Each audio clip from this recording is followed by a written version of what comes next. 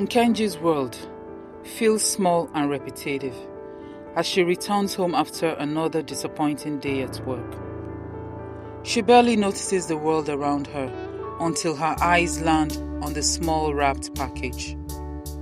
A young woman in her 30s who feels trapped in a mundane life. She is struggling with a recent breakup, piling bills, and a career that seems to be going nowhere. She feels that life is moving forward without her. One evening, as she returns from work, she finds an old mysterious package at her doorstep. Confused and weary, she takes the package inside and sits with it on her kitchen counter.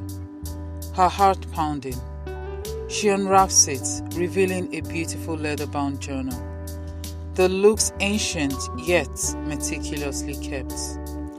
Her fingers trace the delicate embossing on the cover, and she feels an odd connection, as if she's meant to find this. When she opens the journal, she's startled to see it filled with blank pages, except for the first, which contains a single message. There is no sender information, only her name on it. The message reads, "Go to the place where memories are strongest. Find the bench under the tree with red leaves. Wait at dawn and watch who walks by." She laughs uneasily. Who would go to such length to set up this strange scavenger hunt? But as her mind turns over the words, she realizes there's a familiar tug, a yearning she hasn't felt in years. Curiosity takes hold, and she decides to follow instructions. It is an old park on the edge of town, a place filled with childhood memories, particularly of her mother, who passed away when Nkenji was still young. Her mother used to bring her here, always sitting on the same bench, under a sprawling tree with red leaves that will scatter like embers in the wind during autumn. The air is still, and the early morning light casts a golden shadow over the landscape. Nkenji sits on the bench, feeling a mix of nostalgia and sadness. The years have not been kind, she thinks. As the sun rises, she hears the gentle sound of footsteps and looks up to see an elderly man feeding pigeons nearby, just as he did years ago when she and her mother would visit. The man seems to sense her gaze and smiles, walking over to chat. They exchange pleasantries, and he shares stories about how he used to see her with her mother. He talks about how love and loss leave marks on us, like the autumn leaves that color the park. Before leaving, the man touches her shoulder gently and says, "The answers you seek aren't out there, they are within." His words echo in her mind, leaving her feeling strangely lighter, as if she knows something she doesn't. Life's purpose is often found in the small, consistent things. Just as she's about to leave, she finds a slip of paper in the diary with the next instruction. The new note reads, "Go to the place where dreams were once woven."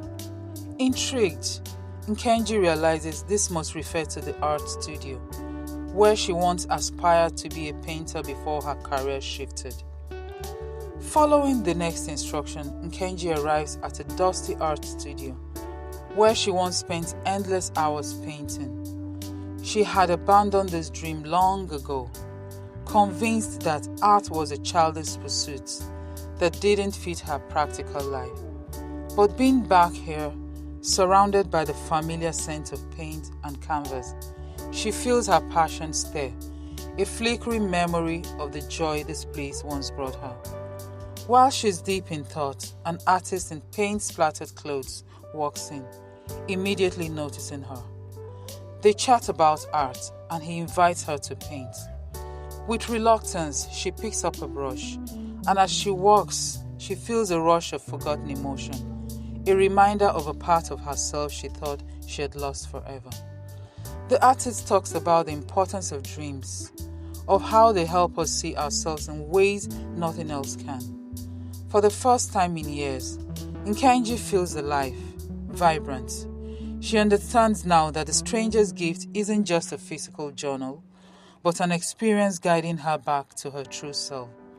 She glances down at the journal after she finishes painting, and there's the next instruction. Where words held power, you will find the next step. Nkenji follows the instruction to a hidden corner of a library she used to visit in college.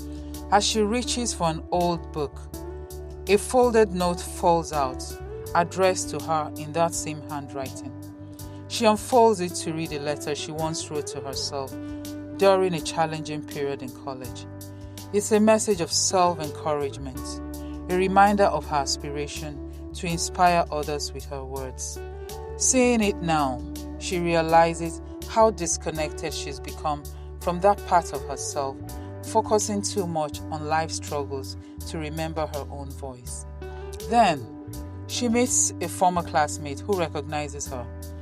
They discuss the power of storytelling, and her friend shares how words shaped her life. This conversation reminds Nkenji that she once held a dream of reaching people through writing. Her heart aches with nostalgia, but it's also filled with hope. She finds the next clue in the journal.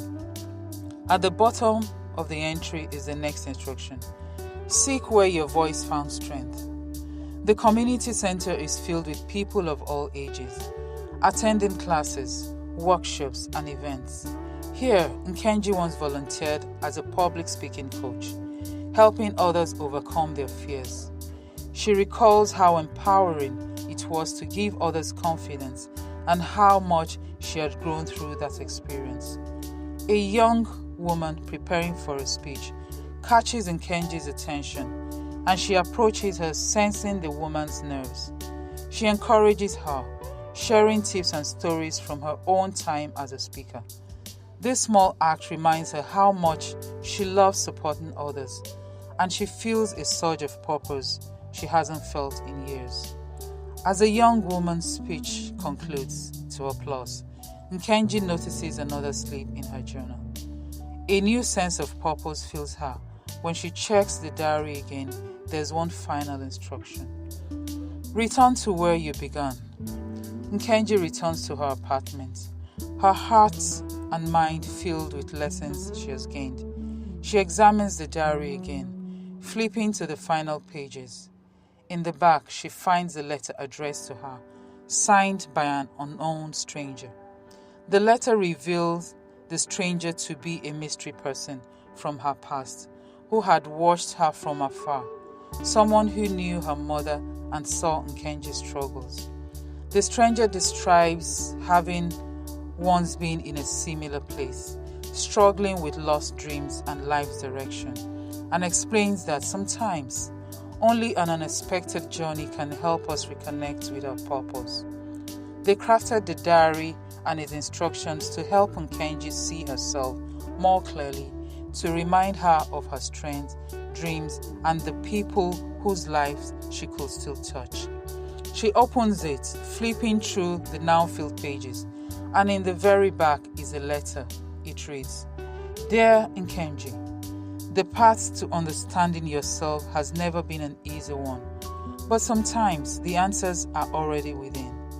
This journal was a guide to help you reconnect with parts of yourself you had forgotten. The people you met along the way were placed there to remind you of who you are and who you can be. Life's journey may not always make sense, but it's in these small moments that we find our true purpose. You are stronger and braver than you know, and the things you have experienced are a part of your story, a story worth sharing. This gift was given to you not by a stranger, but by someone who knew you would need it when the time was right. Remember, Nkenji, that life's greatest treasures are often hidden in plain sight. Sincerely, your mother's oldest friend. With tears streaming down her face, Nkenji closes the journal, filled with a sense of peace and clarity. This journey has brought her back to herself, connecting herself with forgotten dreams, lost confidence, and a renewed sense of purpose. She decides to start writing her own story and sharing her experiences, hoping to inspire others just as she has been inspired. As she starts typing, she realizes this is only the beginning of a new chapter, one filled with the lessons from her past and a bright hope for the future.